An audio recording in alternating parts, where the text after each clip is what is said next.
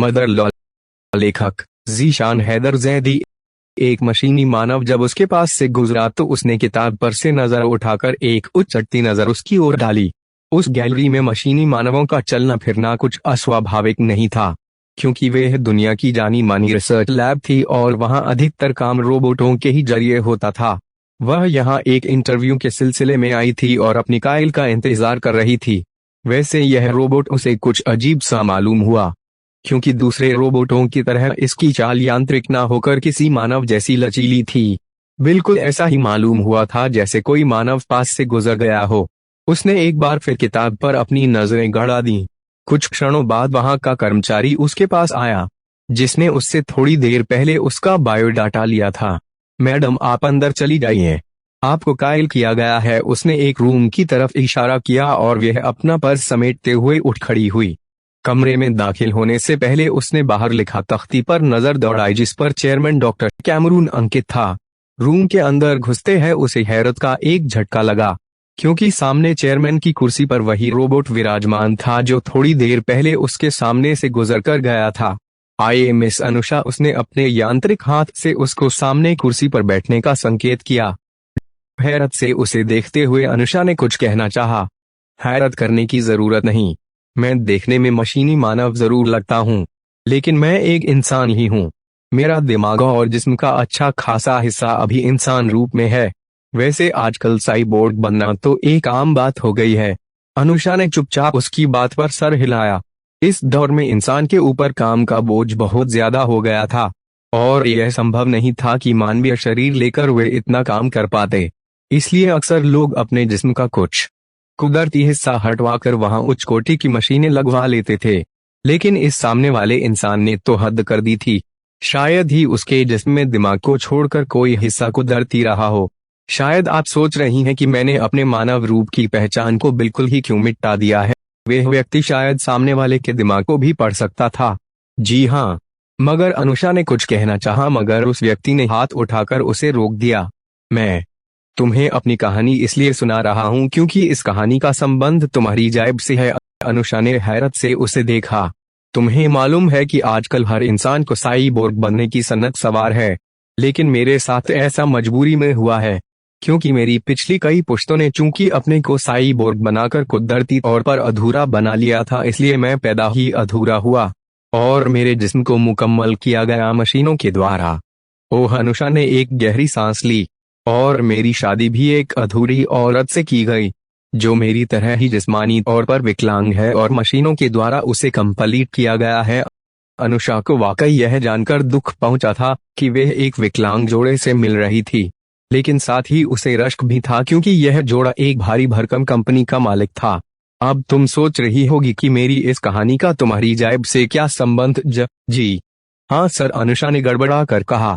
बात यह है कि मेरी पत्नी का भीतरी जिस्म भी काफी कुछ मशीनी है, और डॉक्टरों ने उसका चेकअप करने के बाद साफ कहा है कि अगर उसने अपने गर्भ में हमारे बच्चे को रखा तो वह बच्चा भी विकलांग पैदा होगा। और इसलिए हम अपने बच्चे के लिए ऐसी कोख चाहते हैं जो पूरी तरह कुदरती हो, और यह कोख हमें आप प्रदान कर सकती हैं मिस अनुषा। उसने अपनी आंखें अनुषा के ऊपर गड़ा दी और अनुषा एकदम से हड़बड़ा गई। मैं हाँ, हमारे ऑफिस की एक्स-रे मशीनों ने आपके जिस्म की जांच की है और उसमें कुछ भी मशीनी नहीं है। अगर आप हमारा ऑफर स्वीकार कर लेती हैं तो हम आपको इसके लिए मुंह मांगी कीमत देने के लिए तैयार हैं, क्योंकि हम नहीं चाहते कि कैमरून स्टेट का वारिस विकलांग हो। कहते हुए उसने जेब से एक प्लास्टिक कार्ड निकाला और उसे अनुषा के सामने रख दिया।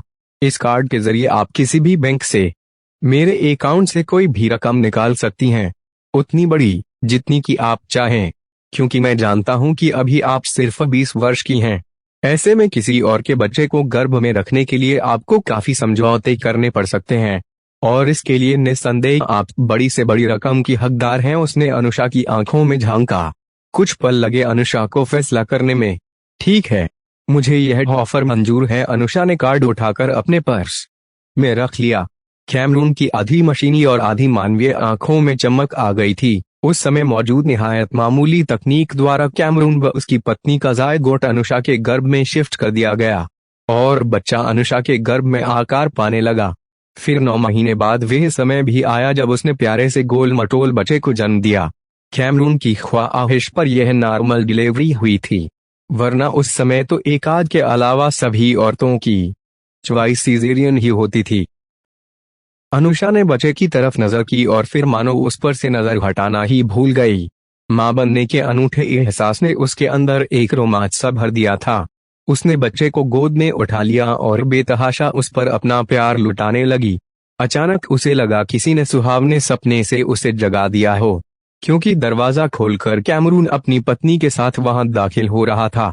कैसी हो अनुषा? कैमरून ने नर्म स्वर में पूछा।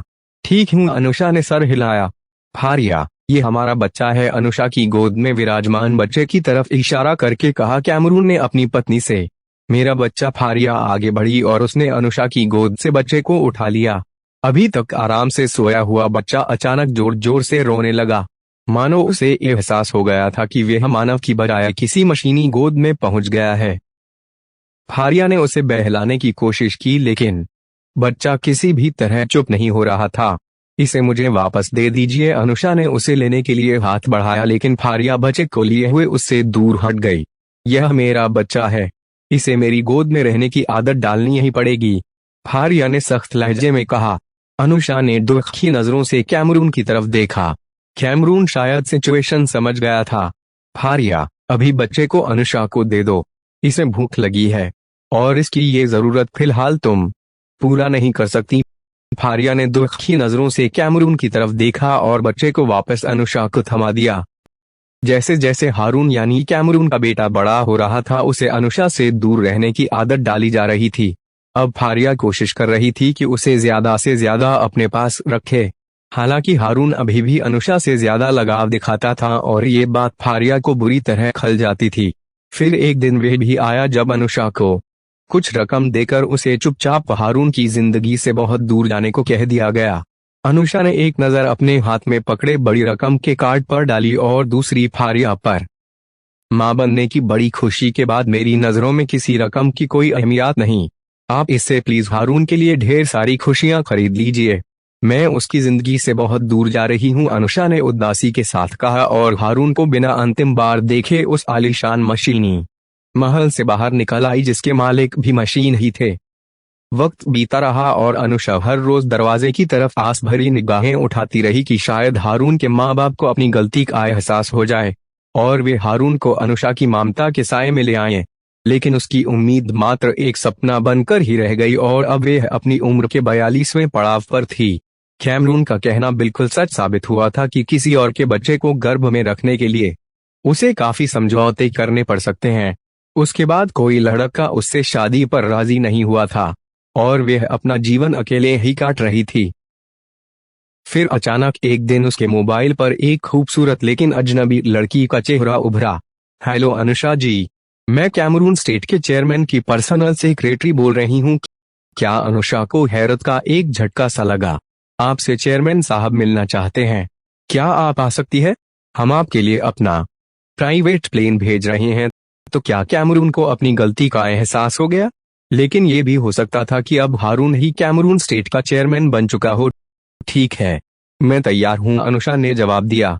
अनुषा को पक्का यकीन था कि अगर कैमरून ही चेयरमैन है तो उसे अपनी गलती का एहसास हो गया है और वह अपने बेटे को उससे मिलवाना चाहता है। और अगर हारून चेयरमैन बन चुका है तो उस माँ की मोहब्बत उसे अपनी तरफ खींच रही है जिसने अपनी कोख में उसकी परवरिश की थी। अनुषा जब चेयरमैन के चैम्बर में पहुंची तो उसका दूसरा अनुमान सच साबित हुआ, यानी चेयरमैन की कुर्सी पर बैठने वाला बदल चुका था। यह 20 साल का हैंडसम जवान बिला शक हारून था। Welcome Anusha ji, please sit. Haroon का लहजा पूरी तरह प्रोफेशनल था। तो क्या उसने उसे नहीं पहचाना? अनुषा जी, तमाम दुनिया के अरबों लोगों की पर्सनली प्रोफाइल चेक करने के बाद हमारे साइबर एनालाइजर ने जो रिपोर्ट सौंपी है उसके मुताबिक दुनिया में सिर्फ 2 ही इंसान ऐसे बच्चे हैं जो मुकम्मल तौर पर इंसान है, यानी जिनके जिस्म का कोई भी हिस्सा मशीनी नहीं है। अनुषा खामोशी से उसकी बात सुन रही थी। उन 2 लोगों में से पहला इंसान मैं हूं कहकर हारून एक पल को रुका। अनुषा खामोशी से उसे देखती रही। न जाने उसकी आंखें कितनी प्यासी थीं कि एक अटक हारून के चेहरे पर गड़ी थीं। यही वह इंसान था जिसे उसने अपने गर्भ में पाला था। हारून ने अपनी बात आगे बढ़ाई। और दूसरी इंसान आप हैं अनुषा जी, इसके अलावा और कोई इस दुनिया में कंप्लीट इंसान नहीं। सब साइबोर्ग बन चुके हैं, मेरी बीवी भी, लेकिन मैं अपने बच्चे को एक कंप्लीट इंसान के रूप में ही देखना चाहता हूँ, जैसा कि मैं खुद हूँ। और इसके लिए मैं एक पूरी तरह कुदरती को चाहता हूँ, जो कि इस दुनिया में सिर्फ आपके पास है। ओह, अनुषा ने एक गहरी सांस ली। हारून ने अपनी बात जारी रखी, इसके लिए मैं आपको मुंह मांगी कीमत देने के लिए तैयार हूं, कहते हुए उसने जेब से एक प्लास्टिक कार्ड निकाला और उसे अनुषा के सामने रख दिया। इस कार्ड के जरिए आप किसी भी बैंक से मेरे अकाउंट से कोई भी रकम निकाल सकती हैं, उतनी बड़ी जितनी कि आप चाहें। अनुषा ने कार्ड लेने के लिए अपना हाथ आगे नहीं बढ़ाया, फिर हारून ने खुद ही कार्ड उसके सामने रख दिया। अनुषा की नजरें 20 साल पहले की दुनिया देख रही थीं, जब ऐसा ही कार्ड हारून के बाप ने उसके सामने रखा था। मालूम नहीं तुम्हें याद है या नहीं, 20 साल पहले तुम भी मेरी ही कुख से पैदा हुए थे, वे धीरे से बोली। हाँ, मैं अपनी पैदाइश की कहानी जानता हूँ, और मुझे ये भी मालूम है कि उसके बदले मेरे बाप ने आपको एक अच्छा अमाउंट पे किया था, लेकिन मैं उससे भी ज्यादा अमाउंट पे कर सकता हूँ, क्योंकि अब कैमरून स्टेट का साम्राज्य बहुत ज्यादा बढ़ चुका है और उस साम्राज्य का मैं अकेला मालिक हूँ। हारून की आवाज में गर्व के अलावा और कुछ नहीं था। अनुषा ने उसकी आंखों में देखा, लेकिन शायद जो वह देखना चाहती थी वह देखने में नाकाम रही। अब मुझे इसके अलावा और कोई ख्वाहिश नहीं कि मेरा बेटा ठीक मेरी तरह एक मुकम्मल इंसान बनकर पैदा हो। अनुषा जी, अब आप इसके लिए तैयारी शुरू कर दें। मेरा फैमिली डॉक्टर बहुत जल्द आपसे कांटेक्ट कर लेगा। अनुषा ने सामने रखा कार्ड उठाया और उसे अपने हाथों में तौलते हुए पूरी तरह शांत स्वर में बोलने लगी। तुम्हारी ये सोच एक बड़ी भूल है कि तुम मुकम्मल मानव हो। भला अधूरे माँ बाप का बेटा मुकम्मल कैसे हो सकता है? तुम सिर्फ एक मशीन हो, एक मुकम्मल मशीन, अपने माँ बाप से भी ज्यादा मुकम्मल, क्योंकि तमाम मशीनें सिर्फ क्वालिटी देखती हैं, बाकी भावनाओं, प्यार और इंसानी कमजोरियों के लिए उनके सर्किटों में कोई जगह नहीं होती। माफ कीजिए, किसी मशीन के लिए काम करने से इंसानियत का कोई भला नहीं होने वाला। मुझे आपका ऑफर स्वीकार नहीं। अनुषा कार्ड को वापस हारून की तरफ रख चुकी थी, जिसे वह जड़ होकर घूर रहा था। कुर्सी से उठते समय अनुषा की तमाम बेचैनी खत्म हो चुकी थी, उसका दिल पूरी तरह शांत था। समाप्त। Please like and subscribe.